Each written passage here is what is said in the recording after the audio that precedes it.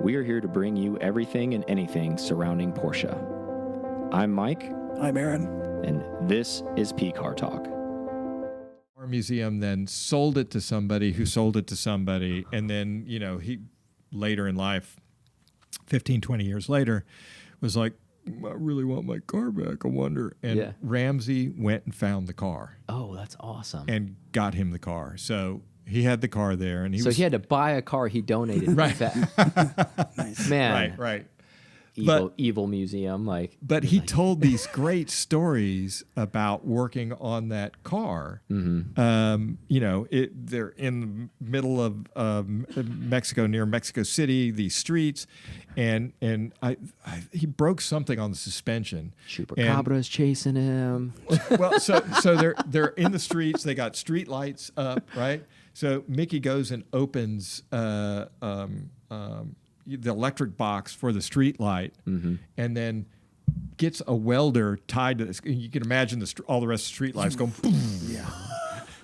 Then he's got a welder and he's welding in stuff. And he's siphoning the power off the street lights to weld. Totally. That's so awesome.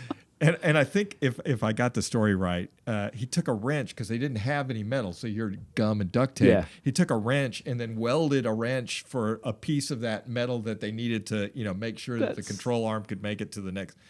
Anyway, yeah. Hey, that's ingenuity right there.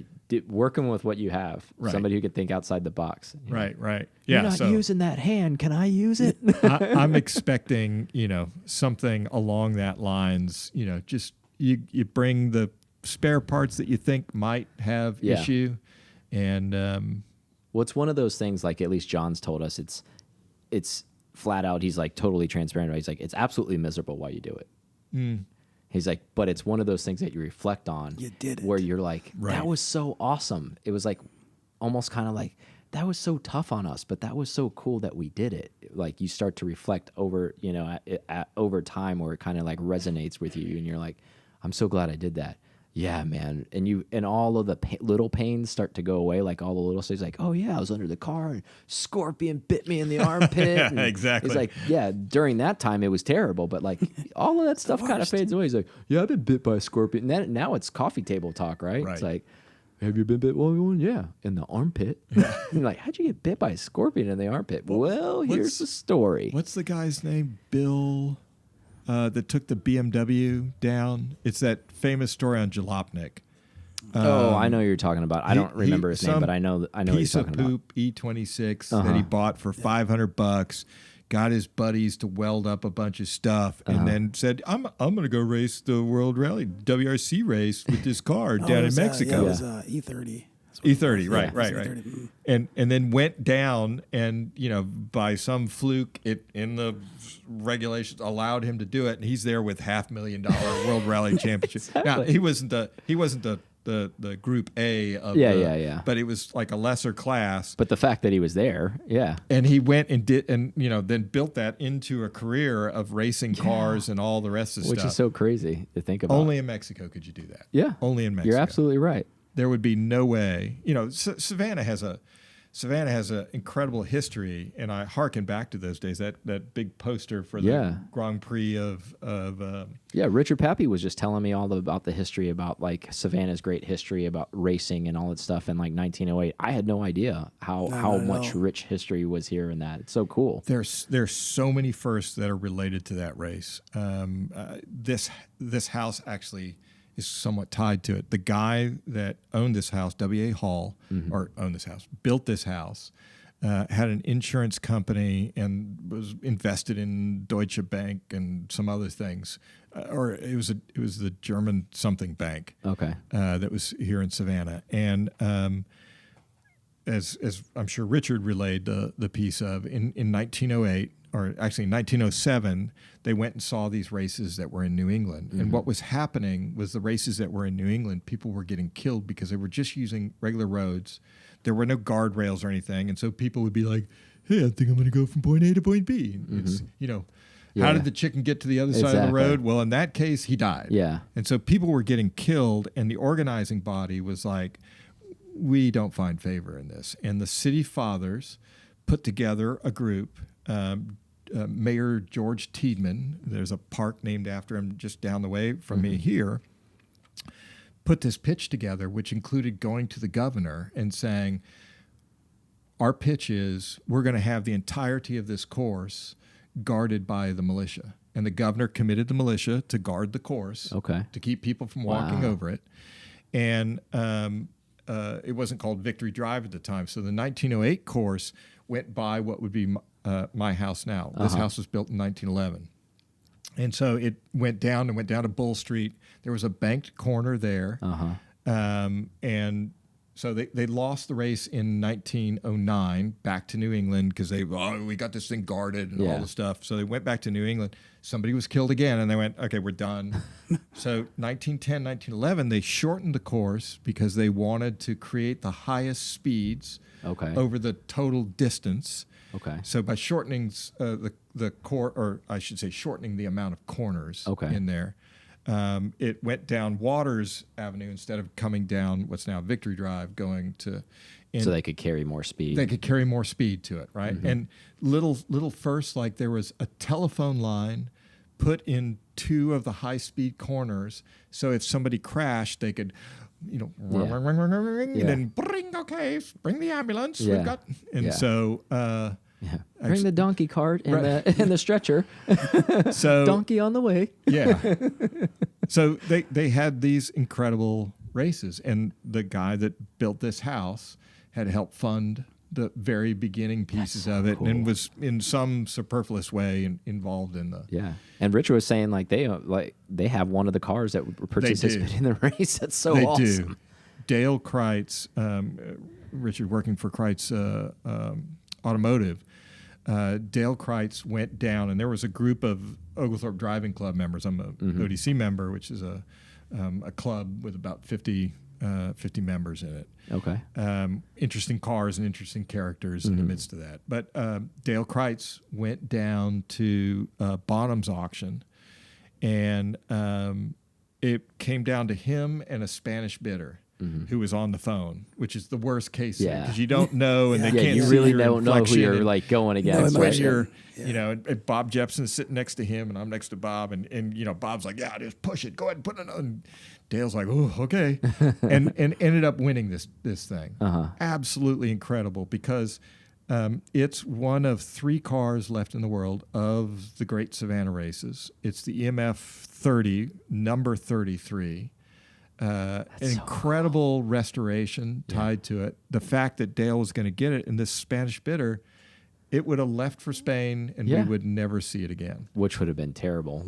And that's cool that it's back here where it should be, anyways, right? Well, there's a bunch of firsts that are around that, and Richard could probably tell you 50 times more stories than I could. But there's a funny little story about so this EMF 30. Got 3rd place overall in their class of race. And there was a guy in the pits who was walking around, hey, buddy, I got some tires. You want to try my tires? And a lot of other people, including the 2 other EMFs that got 1st and 2nd, took those tires. So you have to understand the roads, the way that they did the roads is that they were gravel roads, and then they had imagine a horse cart with a tank on the back, like a fluid tank that had oil in it, and it was gravity fed, and it would spray the oil on the dirt road to keep the dust up. So call it a pre-pavement road, right? They still use that technique, not the horse, but people have gravel driveways. They go and get the oil. They get their driveways oiled. Right. So they did that on the course, and this guy who was grabbing the guy by the sleeve.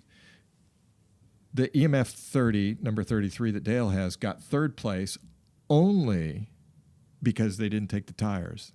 The guy that was peddling the tires was a guy you might have heard of, Harvey Firestone, who had a studded tire. And Richard, what did it say across it?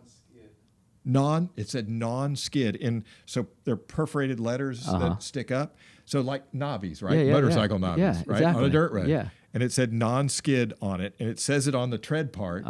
And he didn't take the number 33. Didn't take it the other 2.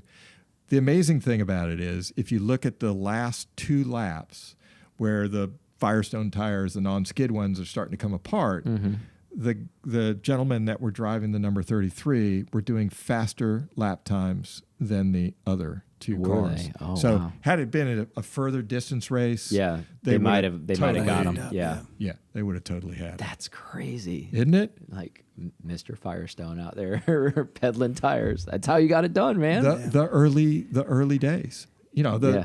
the Target Carolina. I'm writing that story for Duck and Whale. Amazing event, by the way. Thanks, Oh, Charles, my for God. setting that up. I think we're all like everybody in this room. It was there. We're all kind of like in a haze from it. Still, like, take us back.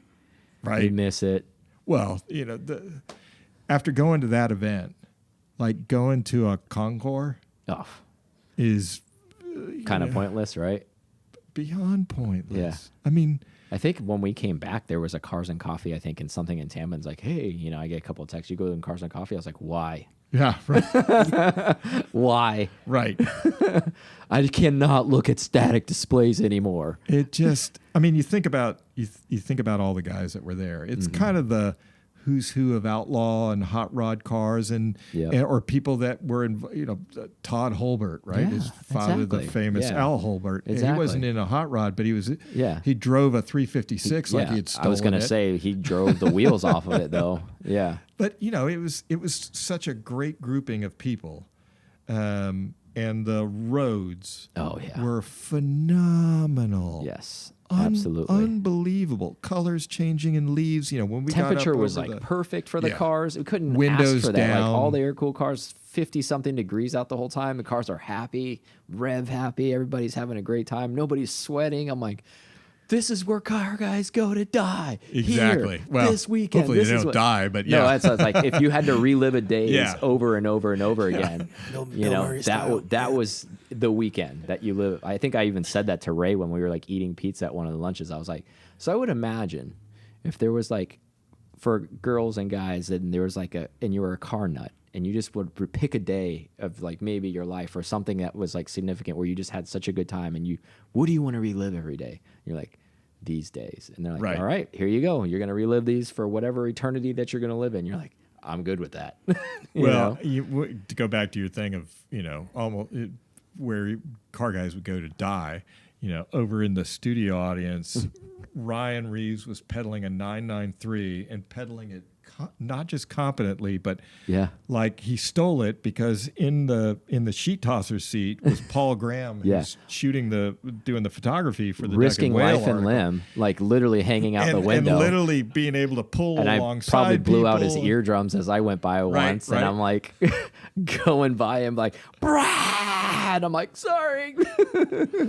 Yeah. Now, those, you know, of all the people that were at the thing, I think you two guys were like the unsung heroes. Oh yeah, With all the, and I've seen the photography, and it's just the fantastic. shots are just insane. Not just the insane. shots insane, but then I'm thinking, wait, okay, to get that shot, you had to be, and you were behind so and so, and I know how they drive, and Yeah. I know what they're pedaling, and you know they did our. Yeah. They did our group for a while, and then they joined it was group 6, right? Yeah, group 6. I was in that Florida- group. Yeah, Yeah. right. Yeah. And, you know, pedaling behind you guys and, you know, with Yeah, we Al's- got after it. A lot of tire sliding and screeching, as like referring back to you were saying earlier. It's just slide it a little bit. It's like, yeah, that's what we were doing. Just slide him a little bit. It was fun though. But to lead stuff like that. So, you know, I don't know how did I get picked to do the leading of the group 5? Oh, Yeah, shit. you're the big Shut up. cheese. Shut up.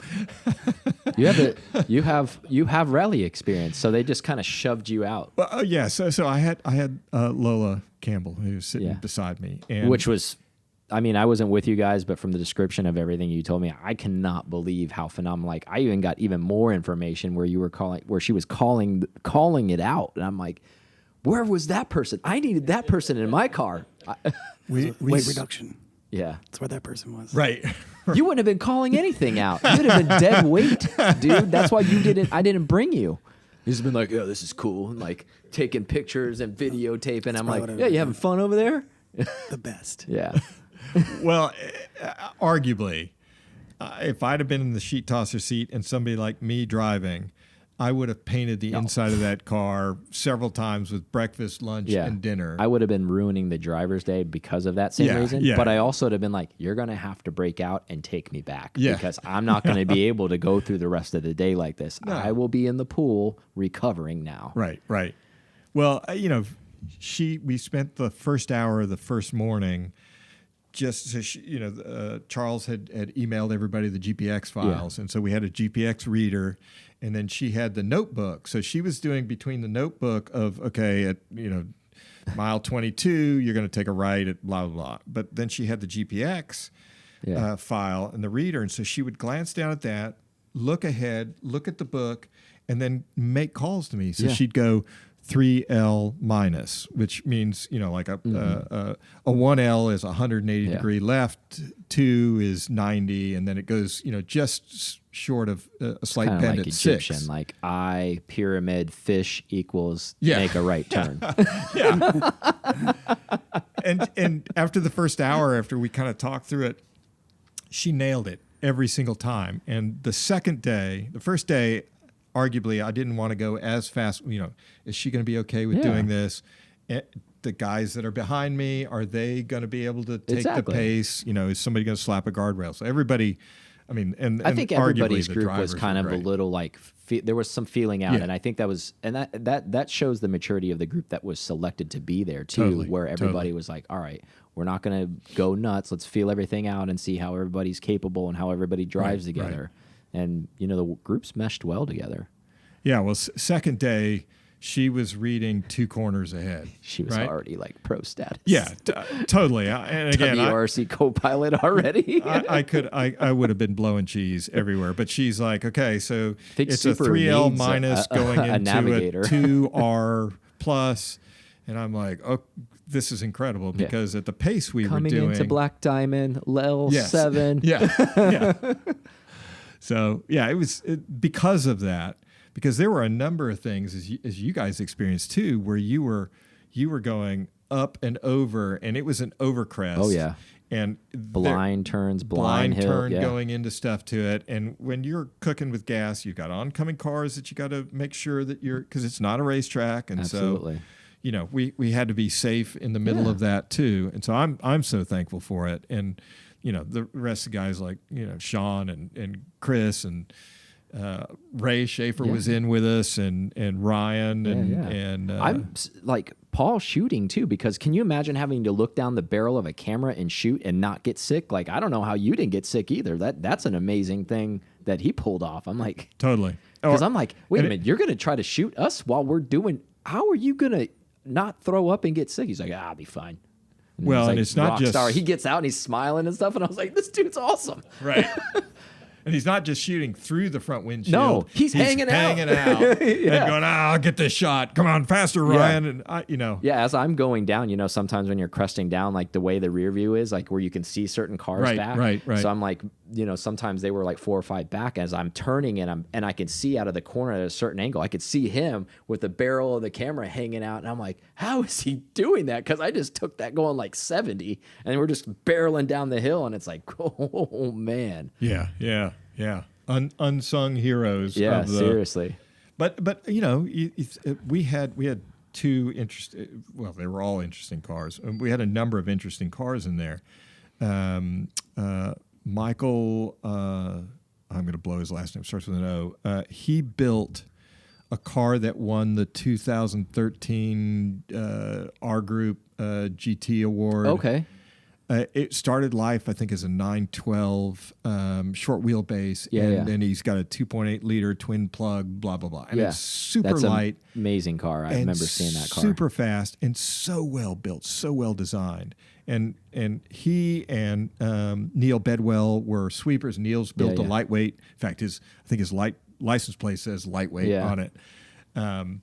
They ran sweeper, awesome but cars. they were literally, as they would come up over crest or going through we're sliding the cars, the old F body, but they're not. They're not low power as the old F bodies were. Yeah, they're hopped up for sure. Totally. Yeah. And then we had in our group we had Ray Schaefer. Ray is pedaling a 964 turbo, which he got from Brumos, Brumos yeah. Yeah, when he was the absolutely. general manager of Brumos. Now he runs the the biz dev stuff for Porsche Classics. Yeah, yeah. And then Sean, of all the evil cars, so he got a 930 that he sent to TurboCraft to That thing Chris is a and beast. said, build it like you would want it.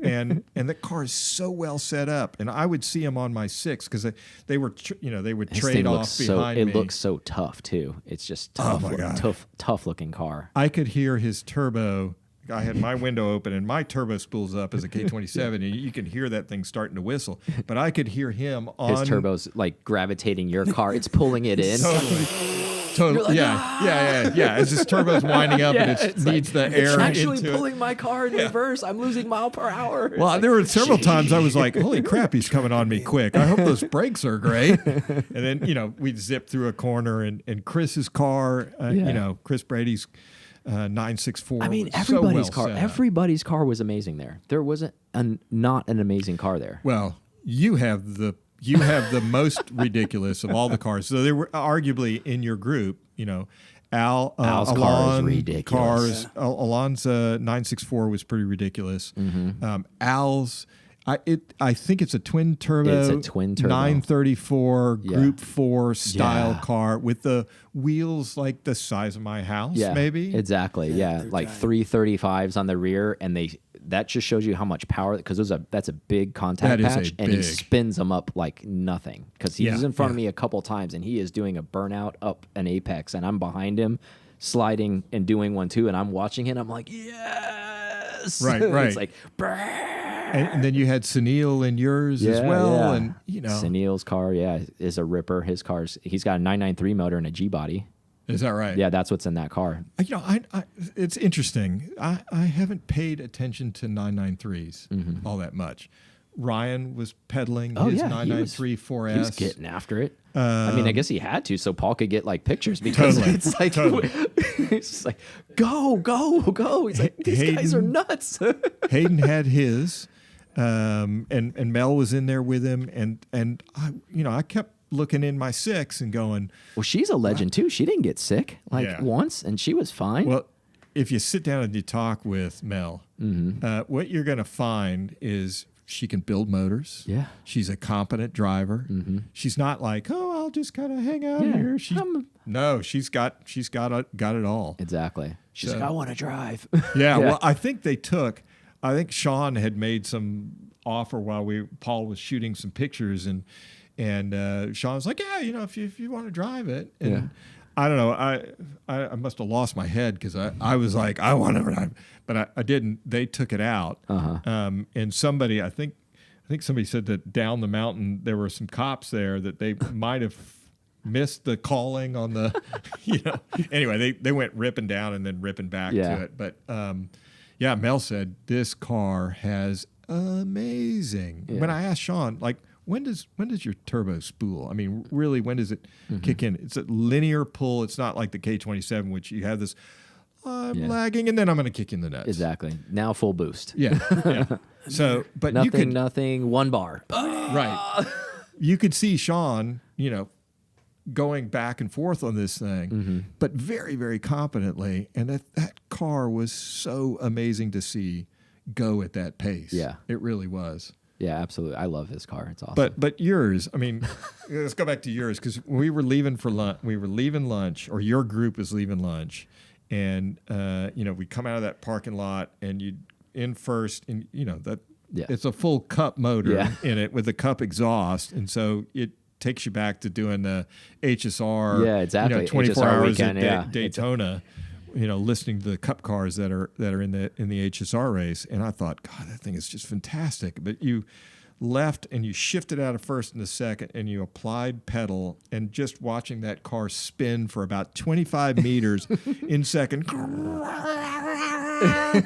and everybody was in the parking lot, kind of sitting there yabbering about whatever on the cars and stuff, and all of a sudden that happened, and the whole lot, it was like watching a tennis match that stopped. Yeah, it's like Everybody the siren call. Yeah, exactly. What just happened? Exactly. That was amazing. Yeah, beautiful car, Thank you, beautiful thank you. build to it. Thank you.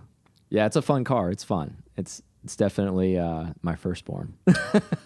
Man, Yeah. I tell you, and again, it was so ridiculous. Charles making that thing an invite only, and him verifying people. So That's the when I huge said- thing, and I say that too. It's like, yeah, of big course, deal. I think it's a big thing, and I clarified that too. I think on a few podcasts ago when I did like a debrief on the Target Carolina. It's not about Right. like excluding people. It's about vetting when you're in an Yeah, environment yeah, like yeah, that yeah. because it's an uncontrolled environment, right? Yep, So yep. you have people that live in that area. You got to make sure everybody's coming there that is going to be respectful too, right? Like, yeah, you're going to have fun. And Everybody's competent. going to be safe. Yep. And Yeah. everybody's a good driver and the camaraderie is going to be there because as you know, not that we've ever been on it, but you hear stories of all these like expensive rallies with exotic cars and you hear Totally. these like ass clowns that go out there and wreck, into some, patron that's minding their business and they ruin their time and everybody else's time. And it's like, right. so like that's like I just want to clarify that again for everybody who's listening, it's not about he's not trying to like exclude people. It's No. it's a vetting process to make sure the environment's safe. Yeah, that's what it yeah. really is. It boils down to safety. It's because everybody wants to have a good time. Everybody wants to leave what they came with. Right. You know what I mean? Like, Keep it nice and shiny. exactly. Yeah. You don't want to make Rubber side down, exactly. please. You want to go home with what you came with. Right. And I think he's done a really, really good job by doing that. And everybody, a lot of people have asked me even like, how do I get in on this? I was like, you got to know Charles. You got to talk to him. Yeah. Like, and not even in the sense of like, oh, you got to know him, and be buds with him, but like have a conversation with him, like Right. get to know each other. Let him get to know you. Speak to him. Don't, especially in this era where everybody's facing the phone and all that kind of stuff. yeah. If you see Charles somewhere, at Luft, when that happens again, or at Amelia, or wherever he's at, or DRT, or go up to him, talk to him. Yeah, you'll see. Hey, You notice I'm he's got a interested scarf in and a this thing. fedora. Right. Tell me about it. Yeah, it's not like you're gonna ever miss Charles. He's a character in himself. Yeah, Yeah, absolutely. It's like he just jumped out of a novel or something into like real life. You're like, this is a real guy. This guy, he's like, he's got the ascot on and the glasses and the hat and all this other stuff. And then, he's he's good conversationist as well to go with it. So it's like he's total package. So go talk to the guy, like, hey, and Charles even talked to me a lot about it offline, where he's like, I've had so many people that I've never even met before that I've talked to and had conversations with and got to know, and that's how they're here, Totally. and that's how you get to go on that thing.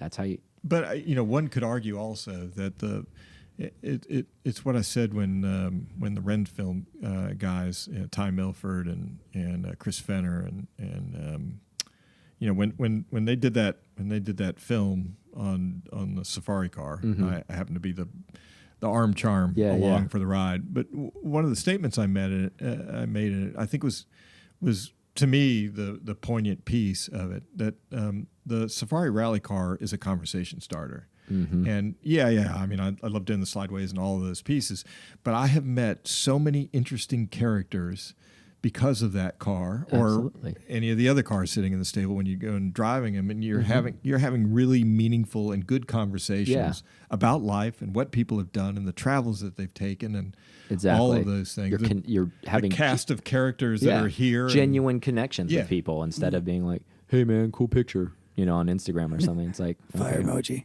whatever. Like, yeah. It's an interesting travel. and I think that's the dynamic of that group though, because we are all the camaraderie in that group. Like, if you notice, and I know everybody here, and it was because obviously we didn't have connection too, like good cell signal. But I don't even think it was that. Even if we did have, like, if every night when we all came together, everybody was talking to each other. There wasn't Right. people buried Right. into a cell phone or Right. doing some, like, people were having genuine connections with each other and talking about the day or talking about their cars or what they did and all of that stuff. And like, that's what this stuff is about. That's what why we do all of this stuff. That's why we get together, is so we can talk to each other and hang out and catch up and how are you doing?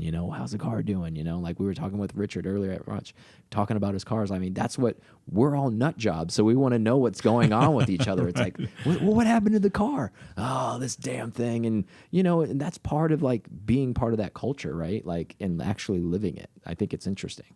Well, I was coming out of there's a local cafe that I frequent quite often. I park the Safari rally car in front of it. Has a oddly a yellow line in front of it, but to me that yellow line says Jim Goodlett's parking. Yeah, exactly. So. It's like it was actually just highlighted so you know where to put your car. Exactly. Right? That's the best. Yeah, exactly. This is for me, right? Right. And I had a father of a daughter. His daughter was going to SCAD, and I was in Porsche Ferrara magazine, the German magazine, and he comes bounding out, and he's like, he's from Germany. Yeah. I just got this magazine. Is this the same car? I'm like, yeah. So you are the guy. Yeah. And so then we spent almost an hour. Daughter and mother are like, oh, we got to go now. Yeah. But we just spent almost an hour just kind of talking what he was doing in the Americas, how he liked the U.S., where else they were traveling, what they were doing. Without that car, the conversation wouldn't have started. Same thing. I mean, like with that, like even like the way that car sounds, like at that event, everybody's like, all right, I'm going to talk to him because I need to figure out what's going on with this. Right. And everybody's like, then it starts that conversation. It's a conversation piece. And that's what it is. It's like, oh, it's a cup. I'm like, oh my God, no wonder.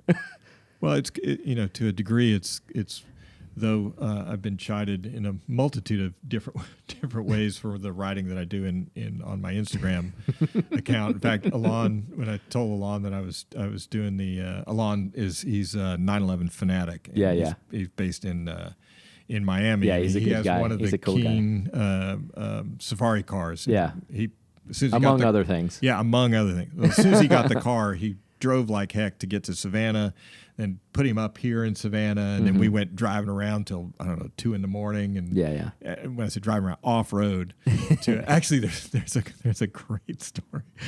So Alon gets here. He's the second of a couple of folks who have picked up their cars in Atlanta and then driven here. Michael Pollock was the first one, but. So Alon comes here, and I said, he said, oh, so we going to do the offer? I said, yeah, why don't we catch dinner and just have a good conversation, then we'll go after dinner. So, okay. So, did dinner and stuff. And it's dark. It's like dark 30.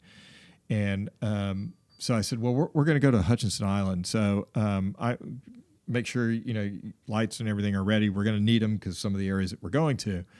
And so we go over to Hutchinson Island, and I forgot that I had learned earlier in the day that the Georgia Senate was over at the hotel. So they had all these state troopers with their SUVs over there. So we go over there, and let's say we're at a healthy clip and full lights on, and we're coming up, and their red and blue lights are on their front, but they're not on the back of those black SUVs. Yeah.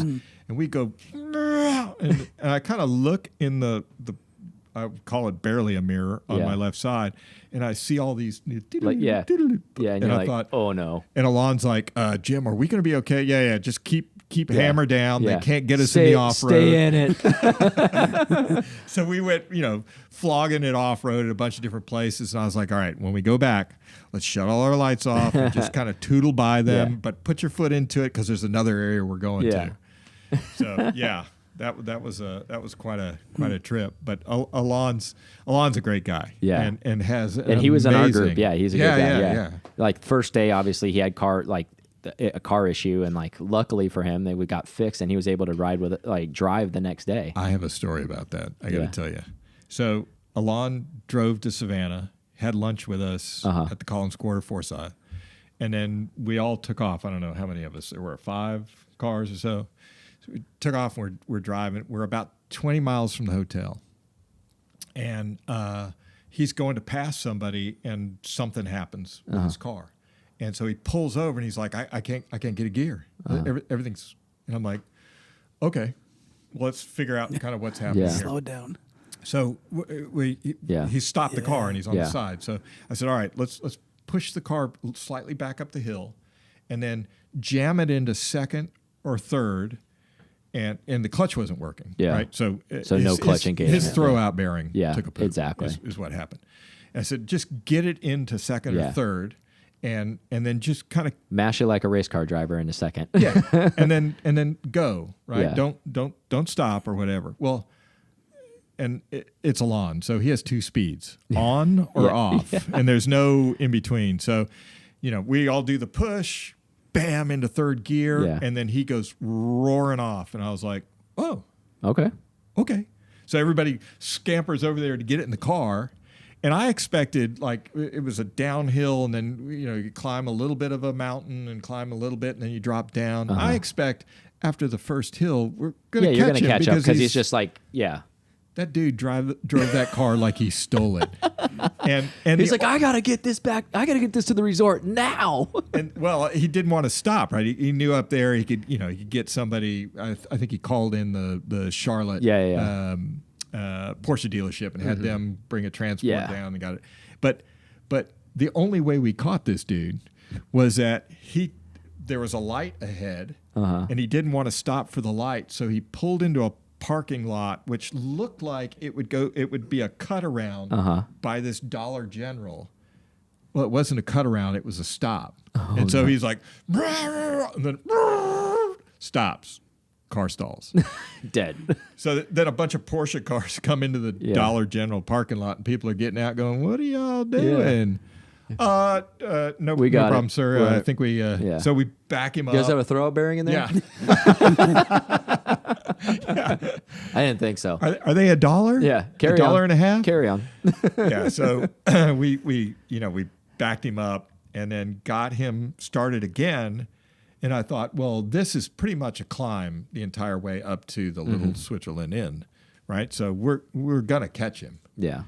We didn't catch him till maybe 50 meters from the top. Yeah. And it was dark, and it took us like, okay, so are we supposed to go right? We missed a turn. He didn't. He was up to it, Driving the wheels off it all the way up there. That's a lawn. Yep. That's 100%. When we were talking about, like, it just reminded me when Bart came and visited you when you got stuck. And Oh my God. the reason why I just random thought, because I was thinking about you and Alon being off road and just those photos. And then I saw him, I think probably a month later when he was like shooting me. And he's like, yeah, he ruined my pants. There's a mud everywhere. But I was like, that's Jim. Thankfully, I hope I haven't seen Volume 6. Yeah, which we're in Volume 6. Like everybody in the South is in that, which is it's gonna be super awesome. cool. It's Awesome. almost kind of like our special book. Ray Schaefer, I know. Hurley Haywood, Mark Burbannock, on and on and on. Yeah, Al's in it. Yeah, right. Sunil, I'm in it. You're in it. Like, there's so many of us that are in it, which is cool. The book being Flat Six Love Affair. Yeah, and he's got 7 volumes. He's gonna do. He's done 5. 6 is now coming out. I've got them all too, and I've like pre-ordered the minute I could too. And I was like, all right. So he pinged me, and we had been chatting long before. I became a big fan of the Flat Six Love Affair, and so we regularly chatted on stuff. So he said, "All right, well, I'm coming to the Americas. I'm dropping in Miami. I'm doing Kevin Jeanette, which he Gunner Racing. Yep. He had to reshoot him for something, and then was going to make his way up. And said, so I'll stop in Savannah. We'll do this in the morning. I'll have driven long, so I'm." Late night and everything. I've got a bunch of processing I got to do. And so anyway, he shows up, and it's Bart, which Bart's uniform is all black. Exactly. The man in black, right? It's a cool outfit, and he's a super, super cool guy. And the fact that he's doing this book, or all of these books, with analog cameras and film and cool not too. Digital is pretty groovy. And the crazy thing is a lot of people don't know, which you know because you're a part of the shoot, and I didn't know until you become or unless you watch him.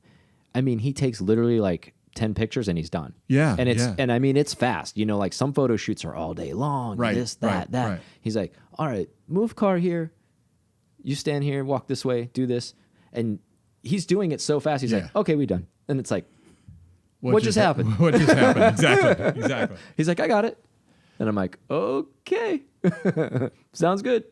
Well, he said, well, so the pictures that you post with the Safari Rally car with all that dust and stuff, we need to do that. Well, the night before it had rained, so no dust. So now, all right, I got to flick some mud to it. So there's this favorite road that I have that I practice doing Scandinavian flicks on. And I said, well, we'll do it there. I know the shoulders, there'll be a little bit of water and stuff there to it, muck. And so we'll see how this is developing. So I'm coming at him, and I'm coming at him at a good clip. And so this shoulder, I didn't do my due diligence on it. That shoulder was a little weak, and there's marsh / trees, on the other side of what is arguably a road, and it's not a road on the other side of that. And so I'm doing these little, not figure eight per se, but I'd, go whip one way and then come back, and then I would aim at that thing because there was nice puddle and dirt or muck there, and get into it, get it a little bit slideways, and one of the times he's shooting, and he's like, yeah, come on. And I really gave it pedal and got the back end stepped out at a good clip, stepped out. And I went by him, and then I see him, arguably what's not a mirror, but that small mirror, the 78 mirror over there, which is full of muck and mud, and the windshield and the side got glass. About a penny size where you can actually see something out of it. And I look, and there's Bart by the side of the road like this.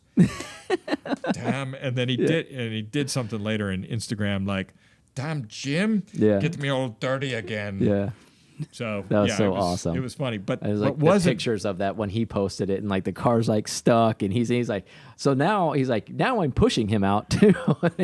Well, that was kind of funny because the shot after that, I thought, I'm really give it some pedal. And the shoulder collapsed. And instead of being able to rotate the car there, the car went straight into the muck. Yeah, just nosedived. Into the muck, short of a tree, and got buried. And I thought, there's this kind of half log, and I tried to put the log underneath the tire that I could back. I just kept getting it buried. And I'm like, this is idiot. Meanwhile, he's kind of like, well, I might get this shot. Exactly. And I'm like, please don't put this damn thing. Please he's don't like, put this in the book. Jim Goodlett with the branch underneath the car would be perfect. He's like, nah, don't use that one, man. It was the worst case scenario. I have never buried that. I have never been stuck. I've never been anything with that car. And I thought, oh, what an idiot I'm going to look like. And so we're standing there, and I'm thinking, okay, what do I do? And all of a sudden, this white pickup truck with two white guys are in it, and they jump out. You boys look like you're stuck. And I'm like, I have a snatch 'em strap. Can you? Yeah, we'll pull you right out of here. They yanked my ass right out. Nice. And I was like, wow. Yeah, that's awesome. No problem, boy. Yeah, it was seriously silly, and especially having Bart there to go shoot the stuff. Yeah, exactly. Like, oh my God. The memories. Well, then you're thinking too, because like I'm sure you like. Luckily, we didn't have anything. We were at the track, so it's like it turned out to be like just track photos, which was kind of cool. But like I was always like thinking about his time because he's always like time sensitive, right? Like he's always on it. Like, okay, I got to go here, I got to do this, I got to do that. Yeah. Look, Derek Bell's coming in tonight. I got to pick him up. And it's like, what? It's like I don't want to screw your day up. Like, you know what I mean? Like, well, again, putting that smashing that thing into the marsh was a little bit silly. Yeah, that road actually got me into a little bit of trouble one time. So what used to happen with that Safari rally car quite a bit was I'd get in it early. So I'm up at 5:30 in the morning. By 7-ish, 7:30, I'm driving out and going to the office. But when I'm taking the Safari rally car, it steers itself magically across to Hutchinson Island. I don't know how it does it, but it does. It's just like always locked in. It doesn't ever. It's just like, what is happening? So I have a big meet, and I have some customers flying in, and they're going to be in the boardroom. And I just thought, there was this big thing of water over in this area. It'd be kind of cool to go over there and, just flog it a little bit. And then I'll go in to do my meeting. So I go over there. I'm coming back, and I've done 20 minutes of off-road Scandinavian flicking through corners and blah, blah. And I'm coming back, and the road has a little bit of a left bend in it. And I got that car buried into that shoulder, into the muck. And when it did it, so there's a hole in the center of everybody's 911 SC. So if you're sitting in the car, it's almost directly below the steering column. Okay. And it, normally it has a plug and all the rest of the stuff in there and carpet and yada, yada, yada. Well, Safari Rally car has none of that. Yeah. So I hit that thing, and the pressure of the water, no, it gets better. The pressure of the water underneath comes up, hits that hole, and shoots it like a geyser straight up, misses the steering column, hits the windshield, which is a perfect angle to come right back It just at me. sprays you. Hits my Hugo Boss jacket and the nice shirt and everything that I'm wearing for this meeting Super with meeting clients. ready at this point. Yeah. And it goes, "No," and explodes on me. And it was the most foul-smelling muck ever. And I don't have time to go change. I've got to go do this meeting. So I step into this meeting. Gentlemen, I'll be right back. Go to the bathroom, and I have to towel everything off. And somebody later told me Jim that, Goodlett, everybody. Jim Yeah. Goodlett. Jim Goodlett, everybody. Here he is in the flesh, Mr. Safari. there were a couple. He lives it. There were a couple people that were saying, "Is it me or is it that guy that smells really Exactly. bad?" Somebody farting here. What's going on? Oh my God, it was horrific. You're like, it's that guy.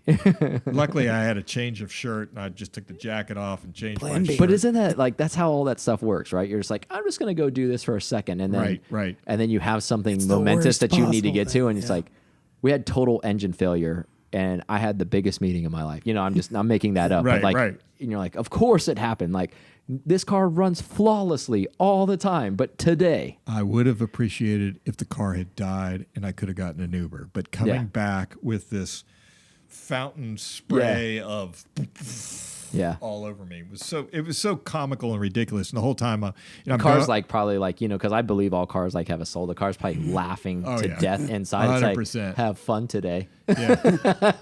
And by the way, that's not going to be the worst thing. When a guy from Europe comes to shoot Yeah. a picture of you, I'm going to bury myself Yeah, into the I'm gonna marsh. and really you- embarrass you then. I like the mud. Yeah, exactly. Awesome. Well, we had a good chat session. I don't want to suck up too much more of your time. Thank you for coming on. Thank you for the guys. hospitality. Thanks for coming here to Savannah Yeah, too. it's awesome, man. We finally made it. I know we've been planning this Yeah. for a long I time. know, I know. But I was telling Aaron, I was like, we're doing it. I was like, we're gonna be going up the East Coast anyway. So I was like, this is a perfect time. And you're like, let's do it. This is gonna be perfect. So, we'll definitely have you on again. And we'll definitely stop in many more times. But thank you so much for coming on the show. No, thank you guys. Thanks, It's a show that I enjoy quite a bit. Thank you. And to be part of it and to see you guys and Yeah. talk with you and have you come stay and Yeah. see It's Savannah awesome. and so on Yeah. to it. I Awesome. really appreciate you guys being here Of and course. everything that you do Yeah. for the Porsche community and in the Porsche community, Thank you. which Thank is you so so important. much. Thank you. Well, see you guys on the next one. Thank you so much for listening to this episode of PCAR Talk. Connect with us on Instagram at PCAR Talk or online at pcartalk.com.